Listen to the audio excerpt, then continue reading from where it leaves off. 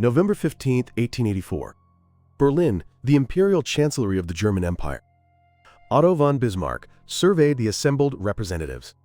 The great powers of Europe had gathered in one room. Britain, France, Portugal, Spain, Belgium, Germany, Austria-Hungary, and the rest of the major powers. The United States had sent its own representative. In all, 14 nations and entities had come together. They had all gathered over one continent, Africa. At the time this conference convened, European direct control was limited to coastal regions and scattered territories across Africa. The vast interior still belonged to the African peoples. Until this conference began, it was Bismarck who had organized it all. He was shrewd. He saw more value in the conference itself than in African soil. Bring the European powers together, set the rules, establish the framework for who would take what, and in doing so, place Germany at the helm. What was he thinking in that moment? The historical record suggests Bismarck held no personal attachment to Africa. To him, this was a European power game. But something was missing from that conference room. Everyone saw it. No one said it aloud. Not a single African political entity had been invited. They were deciding the framework for carving up Africa. And yet the African peoples had been given no voice whatsoever. Meanwhile, across Africa at that very moment, treaty negotiations and acts of resistance were already in motion. But none of it reached that conference room. Spread across the maps in that chamber lay hundreds of ethnic groups, thousands of languages, and countless civilizations. And now, all of it had been placed in European hands. The stated purposes of the conference were two. First, to establish free navigation rights along Africa's rivers. Second, to set the rules for colonization. At the heart of those rules stood the doctrine of effective occupation. The principle was simple. Particularly along the coasts, to claim a territory as a colony, planting a flag was not enough. A power had to fulfill notification obligations and establish administrative authorities to govern effectively. The great powers agreed to this principle because it was the most rational way to prevent chaos between rival empires. Behind the scenes of the conference, a different set of negotiations was playing out. National representatives spoke in corridors, over dinner, in secret. The river basin there, it goes to us.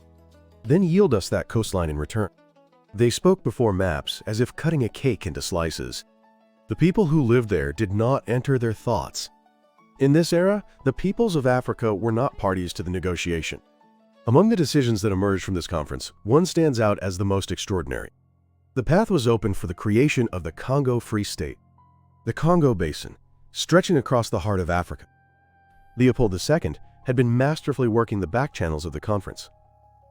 Negotiating separately with each national delegation, he secured recognition of the organization he had founded as a legitimate governing authority. And in 1885, the Congo Free State was born. Not as a possession of the Belgian state, but as the personal domain of Leopold II himself. He wrapped it in beautiful words. "I will work to civilize the African peoples and bring an end to the slave trade."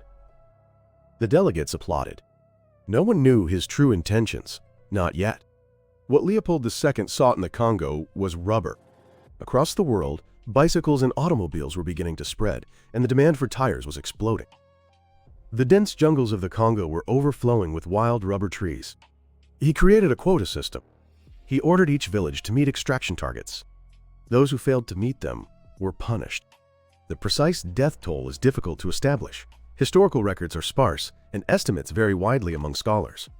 But many researchers hold that somewhere between several million and as many as 10 million lives were lost. It was not tyranny alone. Famine from forced labor. The spread of new infectious diseases.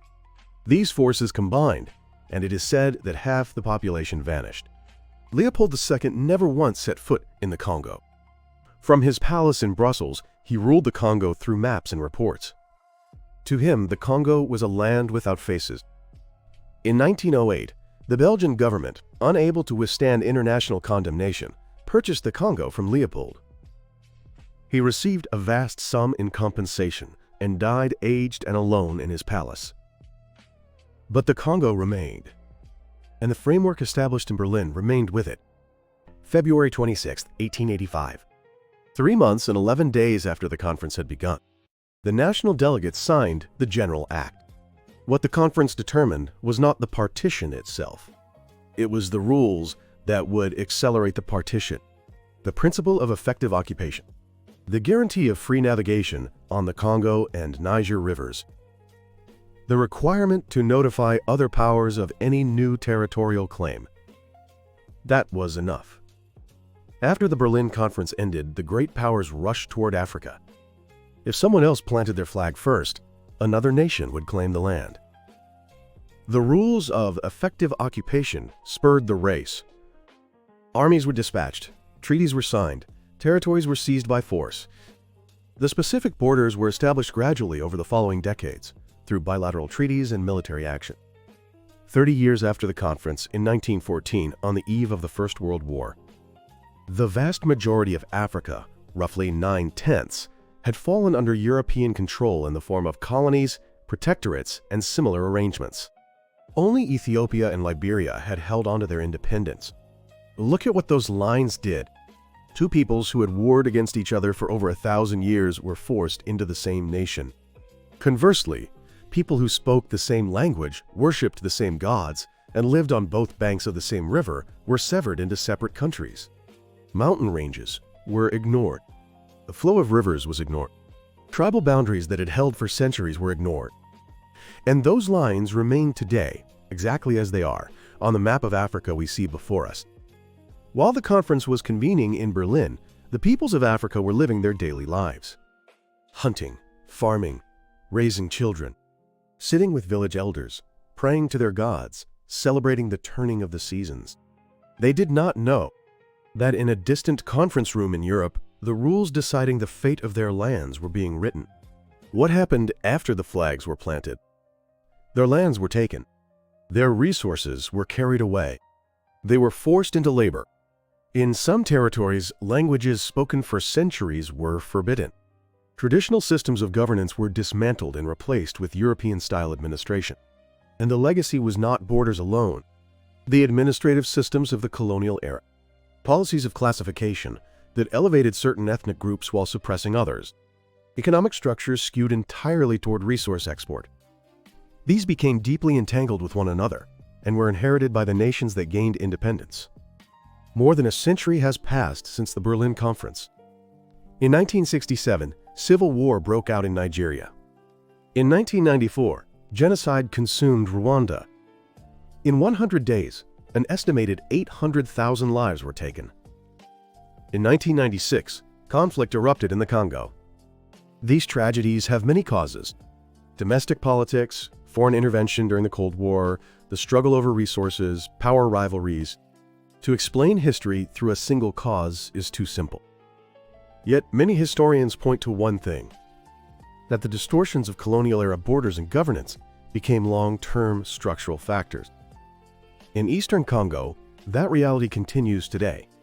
Clashes entangling armed groups and the interests of neighboring nations repeat themselves, and the number of displaced persons continues to rise. UN peacekeeping forces are in the midst of a phased withdrawal.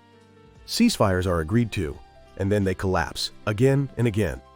It is a crisis where colonial-era borders, resources, governance, and regional security are intricately layered. A framework decided in 3 months has cast its shadow for more than a century. In 1963, African nations established the Organization of African Unity. And the following year, in 1964, they adopted a single principle: respect the borders at the time of independence, the boundaries inherited from the colonial era. The reason was clear. If they began redrawing borders, that itself would become the cause of new wars. And so they continued to use the framework born from the conference Bismarck organized.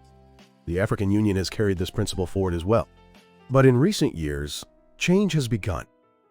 In 2023, German President Frank-Walter Steinmeier visited Tanzania and offered words of apology for the atrocities of the colonial era. Museums in Berlin and elsewhere have begun returning cultural artifacts taken during the colonial period back to Africa. But the borderlines remain untouched. The apologies have begun. What lies beyond them? 1884 to 1885. 3 months of conference.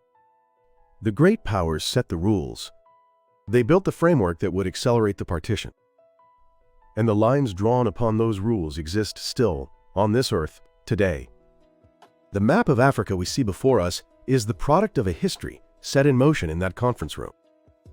A framework decided in 3 months produced consequences that have endured for over a century.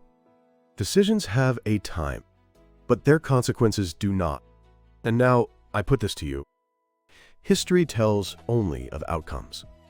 But those who inherited those outcomes were not the ones who made the decisions. If you had been alive in the era of the Berlin Conference, could you have stopped this? And today, what can we do about the problems we have inherited from the past? Share your thoughts in the comments below. I'm truly grateful you stayed with me until the very end today. Here on Turning Point History, we dig into moments like the scramble for Africa, the instance when a single decision changed the world, including not just the victor's record, but the stories of those buried in its shadow. If you want to understand the why behind history, subscribe and turn on notifications. See you in the next one.